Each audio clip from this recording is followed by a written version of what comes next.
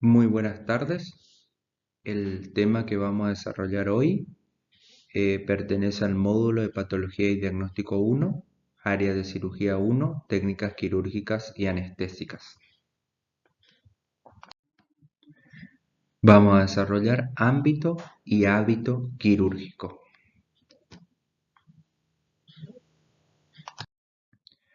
Ámbito es el espacio comprendido dentro de ciertos límites reales o imaginarios. Es decir, que un ámbito deportivo, por ejemplo, es una cancha de básquet o una cancha de tenis, donde los límites están establecidos. Nuestro ámbito va a ser las clínicas donde vamos a trabajar. Tenemos un ámbito clínico o el ámbito también donde se dictan los teóricos, ¿sí? Entonces, la idea de ámbito, por lo tanto, puede presentarse como aquella que se refiere al área en que está contenida o comprendida dentro de ciertos límites. Hábito es la práctica habitual de una persona, animal o colectividad.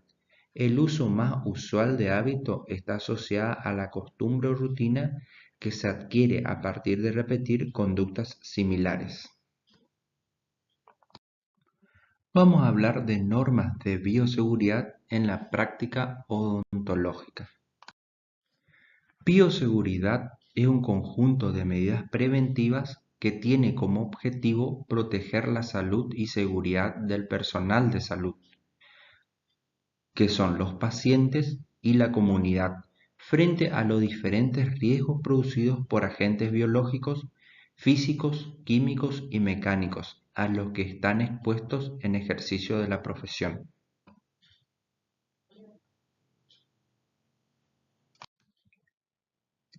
El objetivo principal de la bioseguridad es evitar infecciones cruzadas en el equipo de salud, o sea, del paciente al cirujano o al operador, del operador al cirujano y del paciente a los ayudantes del cirujano, ¿sí?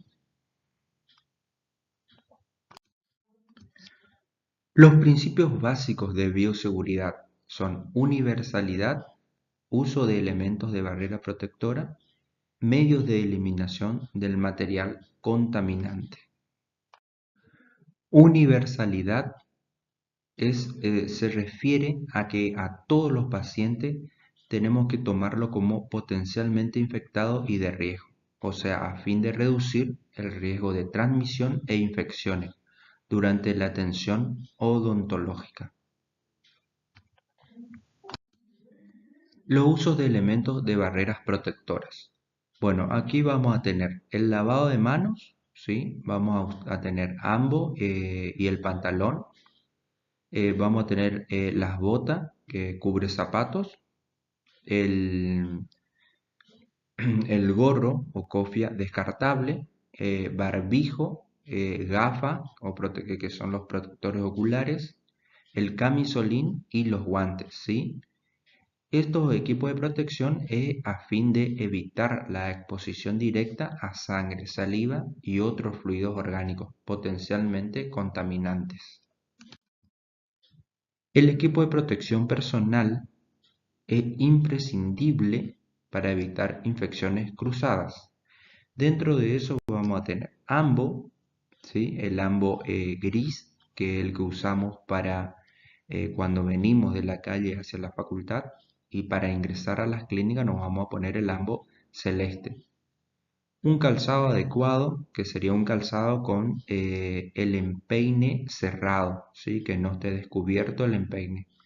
No se usa zapatillas, ¿sí?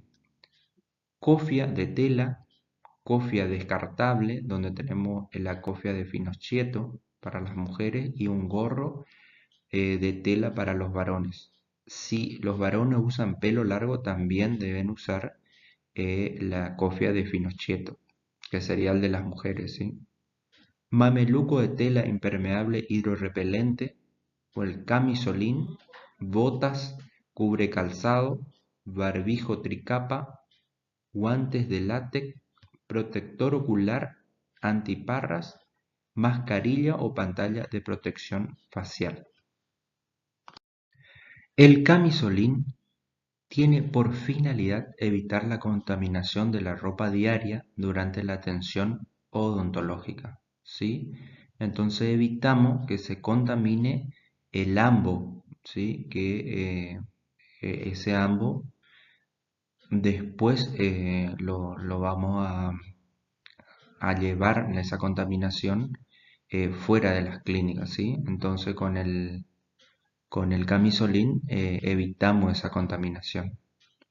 Ese ambo es de friselina, es descartable, mangas largas, puño elastizado o puede ser de algodón, gramaje entre 40 y 70 gramos. Gramaje significa el peso, el espesor del camisolín.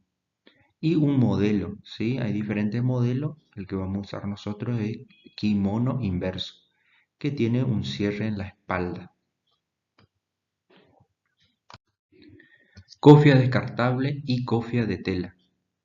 La cofia de tela o descartable tiene como objetivo proteger la cabeza y parte del pabellón auricular del operador. Deberá cubrir totalmente el cabello. Guantes de látex.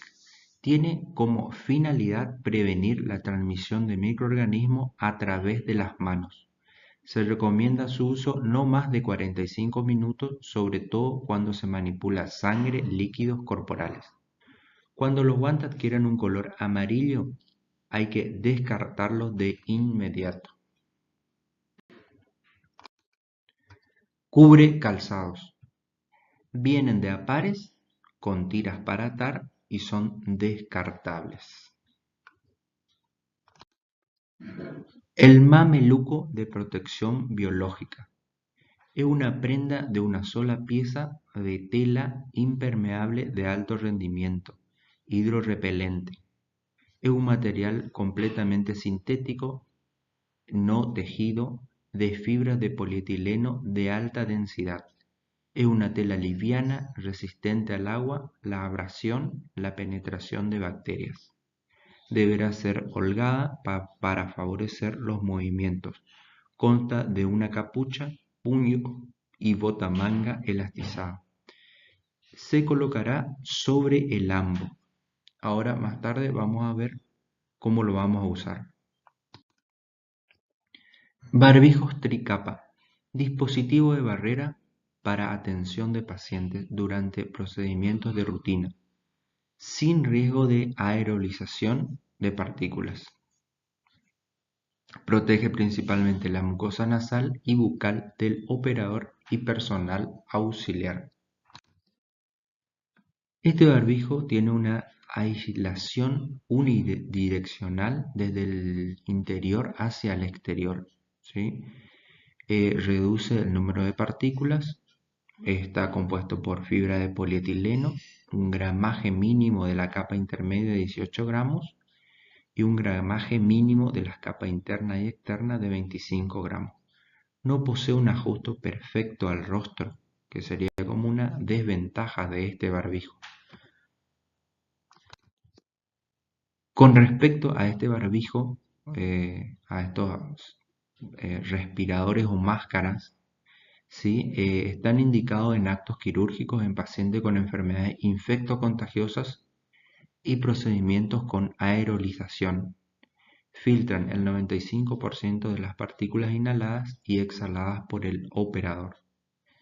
Tenemos una aislación bidireccional desde el exterior e interior. Se recomienda cambiarlo en cada jornada de trabajo. La ventaja de este barbijo con respecto al que vimos anteriormente es que tiene un ajuste al rostro, digamos, mucho mejor, ¿sí? Donde vamos a tener un menor riesgo de fuga o penetración de aire sin filtrar. ¿Cómo se denominan a estas máscaras según las normativas, ¿sí? En Argentina y Estados Unidos se van a denominar como N95, R95 o P95. En Brasil y Unión Europea como FFP2 tercio. En China KN95 y KP95. En Japón DS2 y DL2. Protectores oculares, o sea, las antiparras, ¿sí? Tienen como finalidad prevenir infecciones o traumas a nivel ocular a través de salpicaduras, aerosoles o microgotas flotantes en el ambiente generado durante los tratamientos odontológicos. Deben ser cerrados en las zonas laterales, presentan marco de PVC flexible para adaptarse fácilmente, compresión uniforme, herméticos en la piel de la cara en el área circundante a los ojos. La pantalla facial está fabricado en policarbonato o polietileno de teleftarato, polímero termoplástico con alto grado de cristalinidad, para proteger el rostro de salpicaduras o partículas, ¿sí? Tiene una banda ajustable para sujetar firmemente alrededor de la cabeza y ajustarse contra la frente. Debe tener un tratamiento antiempañante y cubrir completamente los lados y longitud de la cara. Son reutilizables una vez desinfectadas. Acá tenemos los distintos tipos de pantalla facial. Bueno, el ingreso de los alumnos va a ser de la siguiente manera. Van a ingresar media hora antes del trabajo práctico por la puerta ubicada en el sector este de las clínicas. Deberán ingresar con barbijo correctamente colocado cubriendo la nariz y el mentón. Van a formar una fila donde va a haber una separación de 1,5 o 2 metros aproximadamente. Acá podemos observar cómo están formando la fila, ¿sí? Con la distancia correspondiente. Los alumnos van a ingresar, ¿no es cierto?, con barbijo. Van a hacer desinfección de zapatos con solución de hipoclorito de sodio al 1% y desinfección de manos con alcohol al 70%. O sea, van a pasar por la cabina sanitizante. Van a hacer registro de temperatura, se van a van a anotar los datos en un acta o una planilla. Luego se van a dirigir hacia el vestuario, donde se van a cambiar el ambo gris por el ambo celeste para poder entrar a la clínica. Entonces vamos a hacer desinfección de zapatos, ¿sí? Y pasando por la cabina sanitizante, desinfección de manos y registro de temperatura. Acá tenemos la cabina sanitizante, ¿sí? Que está una vez que ingresamos al sector de clínicas. Acá vemos cómo están tomando los datos personales en una planilla. Estos son los vestuarios, ¿sí? De hombres y los vestuarios de las mujeres. ¿Sí? Acá tenemos los vestuarios en el que están ubicados en el hall de la facultad. Acá vemos la bolsa negra en donde vamos a colocar el lambo gris que nos sacamos, ¿sí? Y también las pertenencias como el reloj, pulsera o anillos. Acá tenemos la forma incorrecta porque tenemos el reloj puesto y aros puestos, ¿sí? Entonces nos sacamos, esta es la forma correcta, donde no tenemos el reloj y el aro, y vamos a colocar en la bolsa negra, ¿sí? Esa bolsa negra lo vamos a guardar en el locker. Esa bolsa negra lo guardamos en el locker que están ubicados en los vestuarios. Siempre vamos a hacer una antisepsia de manos con alcohol al 70%, ¿sí? Colocación del equipo de protección del personal. La primera vestimenta. En el vestuario, ubicado en el hall del sector de clínicas, el alumno se va a colocar la cofia o gorro de tela cubriendo la totalidad del cabello. El mameluco de tela impermeable, hidrorrepelente con capucha y cierre cubriendo hasta la zona submentoniana. El calzado adecuado, que sería un zapato cerrado que cubra el empeine y no utilizar zapatillas. Botas cubrecalzado descartables y plaqueta identificatoria colgante plastificada con datos personales y foto. Siempre vamos a hacer una antisepsia de manos con alcohol al 70% entre cada cambio de ropa que vamos haciendo. Vamos a hablar del ingreso a las clínicas, ¿sí? Para ingresar a las clínicas tenemos que hacernos un correcto lavado de manos. Es la técnica recomendada por la Organización Mundial de la Salud. Acá tenemos la clínica A y la clínica B, ¿sí? Correspondiente. Es el pasillo una vez que entramos a las clínicas. Higiene de manos. Vamos a colocarnos el jabón en las manos y vamos a frotar palma con palma. Luego palma derecha sobre dorso izquierdo y viceversa, entrelazando los dedos. Luego palma con palma, intercalando los dedos. Vamos a frotar las yemas de los dedos con una mano, con la yema de los dedos de la mano opuesta, sujetando los dedos. Luego frotamos pulgares con movimientos circulares. Luego frotamos de manera rotatoria la palma de la mano con las yemas de los dedos de la mano opuesta y viceversa. Frotamos la muñeca de una mano con la otra mientras se gira. Y hacemos lo mismo con la otra mano.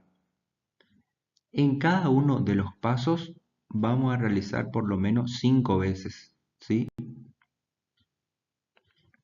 Enjuagar las manos, o sea, vamos a enjuagar las manos con agua corriente. Nos secamos con un papel descartable y con la ayuda de un papel descartable cerramos el grifo. Siempre va a estar pegado en la pared un cartelito con el procedimiento de lavado de manos para que no se olviden. Colocación del equipo de protección personal, la segunda vestimenta. La colocación de las segundas vestimentas en el box asignado, ¿sí? La secuencia de colocación es la siguiente. Se van a colocar el camisolín de friselina que deberá quedar cerrado cubriendo el cuerpo, los puños y por debajo de las rodillas, debidamente atado en la espalda, en la zona del cuello y la cintura. Se van a colocar el segundo barbijo, que va a estar bien adaptado al rostro, y la cofia descartable. También vamos a colocarnos el protector ocular o antiparra y siempre acuérdense de ajustarlo correctamente. Vamos a colocarlo la pantalla facial protectora y también los guantes, los cuales deberán extenderse de tal manera que cubran los puños del camisolín. Para cada colocación de estos elementos protectores, el alumno deberá realizarse la antisepsia de las manos con alcohol al 70%. De esta forma vemos cómo queda vestido el alumno con la segunda vestimenta, ¿sí? Siempre haciendo una antisepsia de manos con alcohol al 70%. Ingreso de pacientes. Los pacientes ingresarán por la puerta principal del sector de clínicas, cumpliendo con los correspondientes pasos de desinfección de zapatos, manos, registro de temperatura, registro de datos personales en libros de actas o planillas. En los vestuarios ubicado en la sala de espera de las clínicas, hacia la derecha, el paciente se colocará el kit de bioseguridad. El kit de bioseguridad para el paciente vamos a tener el camisolín, la cofia descartable, la bota cubre calzado, compresa de campo fenestrada y plástico bolsa de plástico negra de 40 por 50. Recepción del paciente. En el vestuario, el paciente se colocará el kit de bioseguridad que consta de los siguientes elementos descartables: un camisolín, una cofia, un cubrecalzados, una compresa de campo, una bolsa negra de plástico, donde guardará sus pertenencias, llave, celular, etc.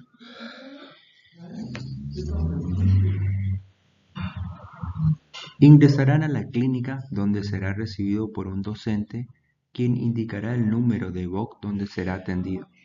La bolsa negra, donde contiene sus pertenencias, se guardará en el locker asignado, ubicado en las clínicas, quedando la llave del mismo bajo su responsabilidad.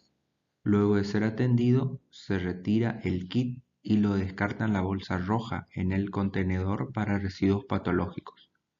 Retira sus elementos personales del locker y sale por la puerta del sector sur, igual a los docentes. Para la atención del paciente se realiza colocando una compresa de campo fenestrada, y también se recomienda un buche con agua oxigenada 10 volúmenes mezclado con agua. Vamos a hacer el retiro del equipo de protección personal. Vamos a ver la secuencia.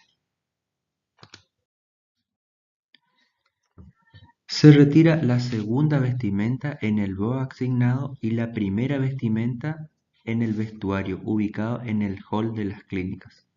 Siempre realizar desinfección de los guantes con alcohol al 70% antes de retirar el equipo de protección personal. El descarte de guantes. ¿Cómo vamos a retirar los guantes? Vamos a tomar la parte externa del guante con la mano enguantada opuesta desde la palma de la mano y para retirarlo.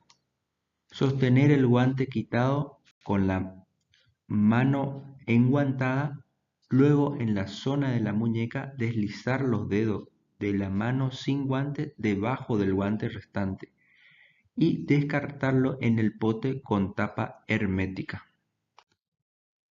El retiro de la segunda vestimenta. Vamos a retirar el camisolín, ¿sí? La parte exterior delantera y las mangas estarán contaminadas. Vamos a desatar las tiras de ajuste del cuello y la cintura. Retirarlo desde el cuello y hombros, envolviéndolo para que la parte externa quede hacia adentro. Este procedimiento los alumnos lo realizarán en el box. Deberán desechar el camisolín en el contenedor con bolsa roja para residuos patológicos y siempre hacer la antisepsia de mano con alcohol al 70%. Sí, siempre hacer la antisepsia de mano con alcohol al 70%, luego de retirar cada elemento de protección personal. Retiro del camisolín, ¿sí? Como había explicado, siempre antisepsia de manos con alcohol al 70%, y vamos a retirar la pantalla facial o protector ocular. Usar ambas manos para manipular las correas de ajuste desde atrás. Retirarla bajando levemente la cabeza. Colocarlos en recipiente de plástico para elementos reutilizables a fin de volver a desinfectarlos. Siempre antisepsia con alcohol al 70%. Retirarse la cofia hacia atrás y desecharla en el contenedor de residuos patológicos. Bueno, esto es lo que habíamos explicado, retirar el barbijo tomando con ambas manos desde la parte posterior de los elásticos, detrás de las orejas, retirarse la cofia hacia atrás y rociar el mameluco con alcohol al 70%. Eliminación del material descartable.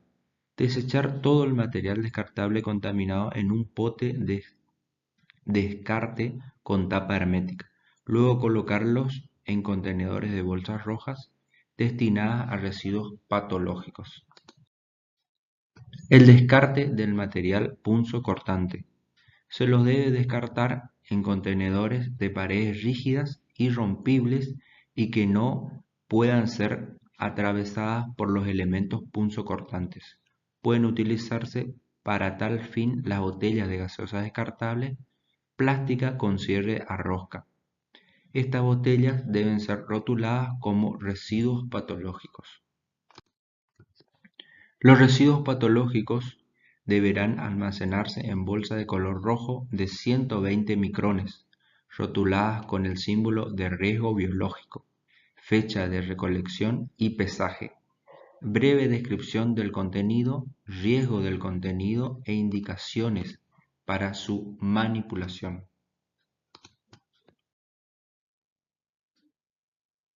Los alumnos entonces se retiran por el sector este, ¿sí? Por la puerta del sector este de las clínicas.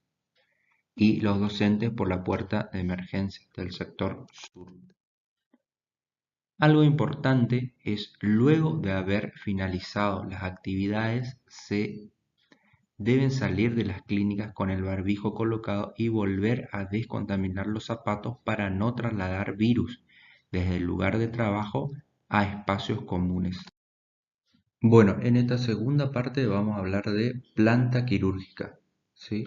Vamos a decir que planta quirúrgica es el conjunto de locales especialmente acondicionados donde se llevan a cabo las intervenciones quirúrgicas y otras actividades afines a esta, como por ejemplo estudios de sangre y estudios de orina. ¿Dónde está ubicada la planta quirúrgica? La planta quirúrgica se ubica en un hospital o en un sanatorio, en general en los pisos más altos, lejos de la circulación general y donde además reúne luz la mayor cantidad posible de horas durante el día. O sea, no va a haber una circulación de aire, por lo tanto no hay circulación de polvo y de bacterias. La misma se ubica dentro de un contexto de calles, de tal forma que facilite la circulación. Va a tener una puerta o una entrada principal al hospital, que sería también el acceso principal al circuito de calles. La planta quirúrgica se encuentra rodeada por una sala común, una sala intermedia y una sala de terapia intensiva. Las mismas serán usadas según la gravedad que presenta el paciente. También vamos a tener otras dependencias hospitalarias, otras oficinas como ser, por ejemplo, un servicio de cardiología, de infectología, etc. Y consultorios externos, los cuales son, por ejemplo, odontología, ginecología, traumatología y neurología. En este esquema se puede observar dónde está la planta quirúrgica y rodeado por las oficinas. Se puede observar la sala de anestesia, el vestidor de los médicos, vestidor de las enfermeras, sala de recuperación, sala de espera. Acá vamos a tener la sala de anestesia y diferentes salas, ¿sí? Sala 1, 2, 3, 4, 5. La planta quirúrgica propiamente dicha se dispone de tres cuerpos. El primer cuerpo o cuerpo previo, el segundo cuerpo o cuerpo quirúrgico y el tercer cuerpo. El primer cuerpo accedemos por una puerta ancha con dos hojas o con picaporte.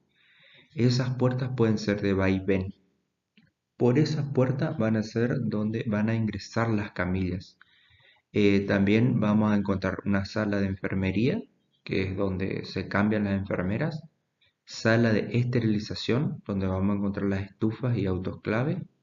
sala de inducción anestésica, vamos a tener vestuarios donde se va a cambiar el anestesista y otros vestuarios donde se va a cambiar el equipo quirúrgico, ¿sí? Tanto el cirujano como su ayudante. El segundo cuerpo es aquí donde se hallan los quirófanos y se accede también por puertas anchas. Estos son sin picaportes, son de vaivén, donde el cirujano lo puede abrir con el codo o con el pie para no contaminar la mano. Generalmente vamos a encontrar 4 quirófanos. Entre cada uno de ellos siempre vamos a encontrar una sala de antisepsia. En esa sala de antisepsia es donde el cirujano con el equipo quirúrgico se hace el lavado de manos. El tercer cuerpo es, una vez realizado el acto quirúrgico, se lleva a una sala de recuperación y se ve el estado del paciente, ¿sí? Se evalúa el estado del paciente de acuerdo a cómo está el paciente, se lo traslada a una sala común, a una terapia intensiva.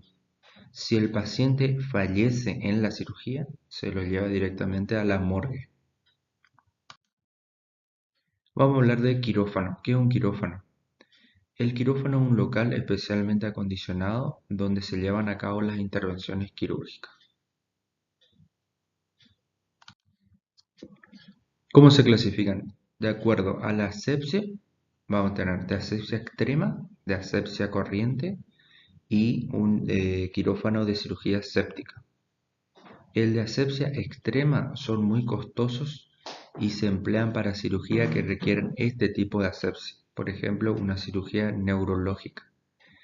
Después tenemos el de asepsia corriente, que son aquellas donde se adoptan las medidas profilácticas habituales. Por ejemplo, vamos a realizar es donde se realiza la cirugía en general. El quirófano de cirugía séptica para aquella cirugía con bajo riesgo de contaminación. Por ejemplo, una cirugía de una gangrena de miembro. También se van a clasificar de acuerdo a la complejidad en alta complejidad, mediana complejidad o baja complejidad. El de alta complejidad para operaciones con aparatos y sistemas de alta tecnología, personal numerosos y prácticas asépticas sofisticadas. El de mediana complejidad para operaciones con aparatos y personal corriente y el de baja complejidad para cirugías menores, con aparatos de fácil manejo, mínimo personal e incluso con mínimas exigencias sépticas. Instalación y moblaje.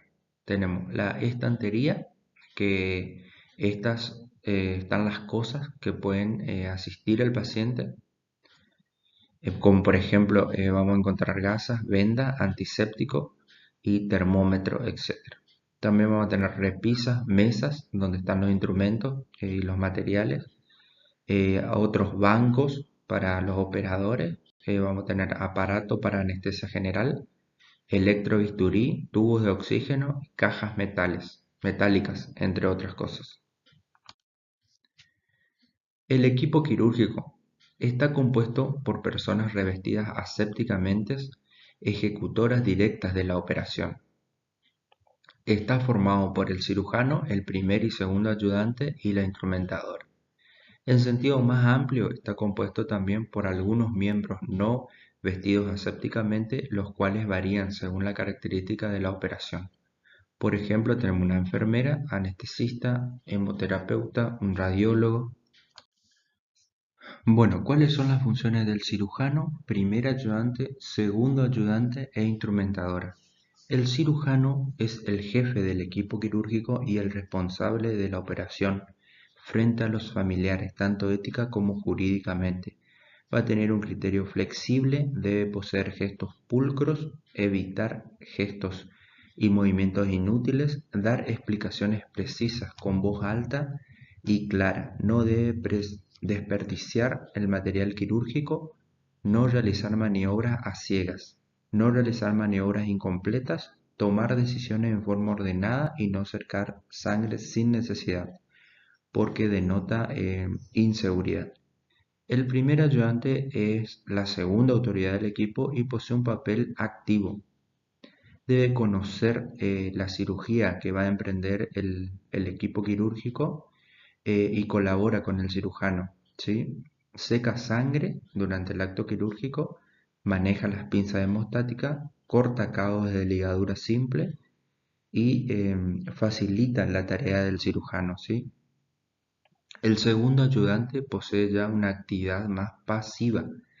Su función principal es sostener los separadores. Se encarga de cortar ligaduras en serie, no debe secar sangre a menos que se lo indique, no debe pasar sus manos por encima del primer ayudante para no entorpecer la labor.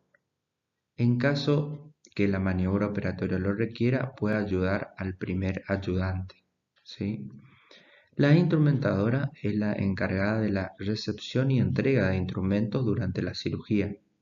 Debe ser culta, silenciosa, responsable, rápida e instruida en las técnicas operatorias. Prepara la mesa quirúrgica. Debe ingresar media hora antes que el cirujano para colocarse la vestimenta aséptica y preparar todo el instrumental. Debe revisar que el instrumental funcione correctamente y contar los instrumentos y gasas en el postoperatorio. La vestimenta del cirujano tiene dos tipos, la no aséptica y aséptica. La vestimenta no aséptica es aquella que se coloca el cirujano cuando llega de la calle y se dirige al vestuario. Esta ropa debe ser limpia y no estéril. Ambos, que serían el ambo quirúrgico, un gorro cofia, barbijo y botas de lienzo, frontolook y un delantal. La vestimenta aséptica es aquella que se halla estéril y que el cirujano se coloca cuando realiza una buena antisepsia de manos y antebrazos en el segundo cuerpo del quirófano, que serían guantes, un delantal estéril que cubre miembro superior, pecho, abdomen, cuello, hombro y espalda. Vamos a hablar un poco de consultorios dentales, ¿sí? ¿Y qué es un consultorio dental? Es un espacio físico diseñado técnica y científicamente con características especiales, donde el profesional odontólogo realiza sus prácticas. ¿Cuáles son las características de un consultorio? La amplitud debe ser de 4 por 4 metros de ancho y largo y por 3,5 metros de alto. Deben tener paredes lisas, claras y pintura lavable. Generalmente la pintura es al aceite. Debe ser clara para no cansar la vista, ¿sí? Y lisas, ¿sí? Para juntar la menor cantidad de polvo posible. Así como también la unión de la pared y el piso debe ser redondeados.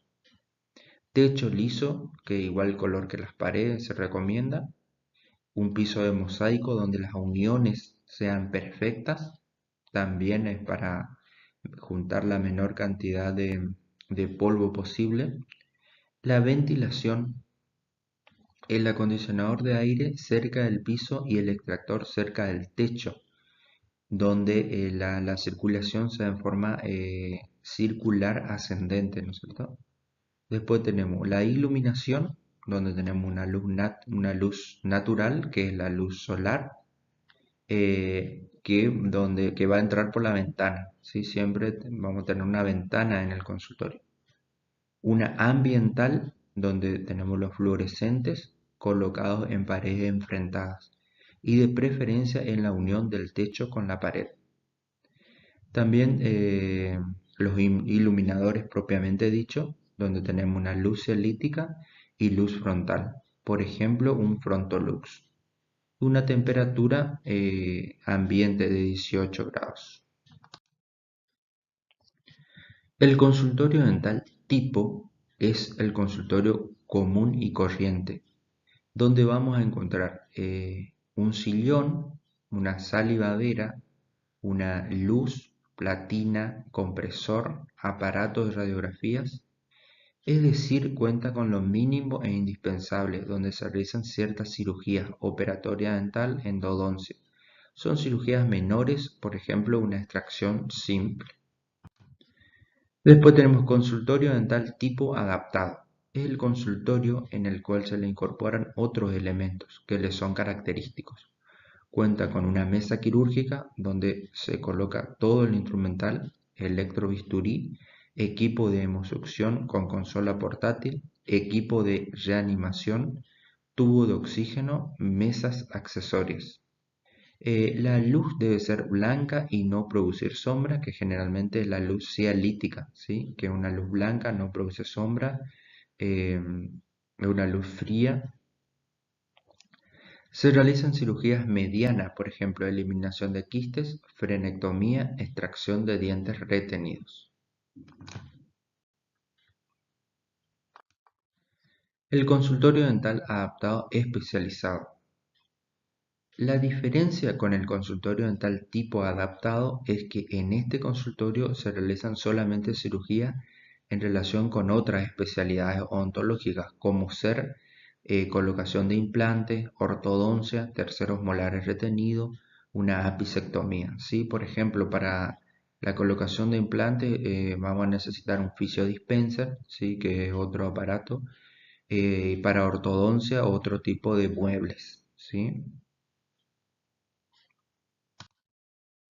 Acá vamos a ver la unidad dental, ¿sí? Cómo está conformada.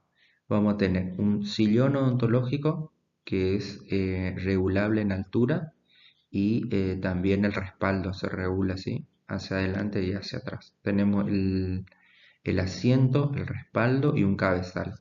Tenemos la banqueta odontológica. Vamos a tener una salivadera, ¿sí? Con suctores. Tenemos una columna que va a sostener una luz, que esta luz es de alta y baja. Una segunda columna que contiene la platina, donde tenemos un negatoscopio y vamos a tener una turbina, micromotor y una jeringa triple. También vamos a tener un compresor y un aparato de rayos X. Acá podemos observar ya un consultorio tipo adaptado donde se le va a adaptar, o sea, va a constar con ya mesas quirúrgicas, con un plano superior, un plano inferior. Acá tenemos la butaca. Va a tener otro tipo de mueble, ¿sí? Este es el box de la facultad, ¿sí? Donde van a trabajar ustedes. Tenemos el sillón, que también es articulado, ¿sí? Se regula en altura. Tenemos el asiento, el respaldo y un cabezal, que también se regula hacia atrás y hacia adelante. Tenemos una platina y en la platina ya vamos a tener lámpara de luz halógena, vamos a tener un cavitador aparte de la turbina, micromotor y jeringa triple, ¿sí? Vamos a tener una salivadera que también es regulable. Tenemos una segunda columna donde vamos a tener la luz, que generalmente es una luz LED, ¿sí? Alta y baja. Acá vamos a tener la luz cialítica. Esta es la luz cialítica, donde las características son que no produce sombra, es una luz fría, ¿sí? Y por la disposición que tienen los focos, ¿sí? Después tenemos un electrobisturí, vamos a tener suctores de alta y un compresor. Posición paciente operador para el maxilar superior.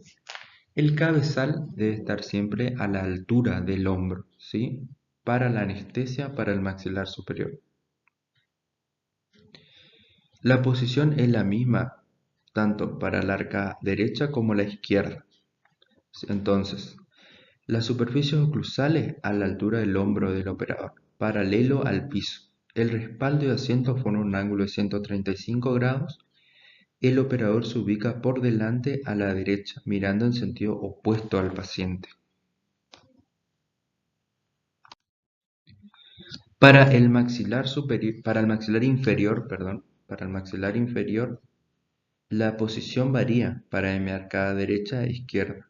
Para el lado izquierdo o hemiarcada izquierda, la altura de la arcada, las superficies oclusales a la altura del codo del operador, paralelo al piso. Respaldo y asiento forman un ángulo de 135 grados. El operador se ubica ligeramente por detrás y a la derecha mirando en el mismo sentido que el paciente. Para el lado derecho, la de mi arcada derecha, la altura de la arcada, la superficie oclusal a nivel del codo del operador paralelo al piso. Respaldo y asiento forman un ángulo de 90 grados y el operador se ubica por delante y a la derecha, mirando en sentido opuesto al paciente. La bibliografía es un tratado de cirugía bucal, tomo 1, Gómez Galles Coda y Leonardo Berini, Las maniobras quirúrgicas, técnicas operatorias en general, cuarta edición de Adrián Espadafora, y Guillermo Ríez Centeno, cirugía bucal con patología clínica y terapéutica.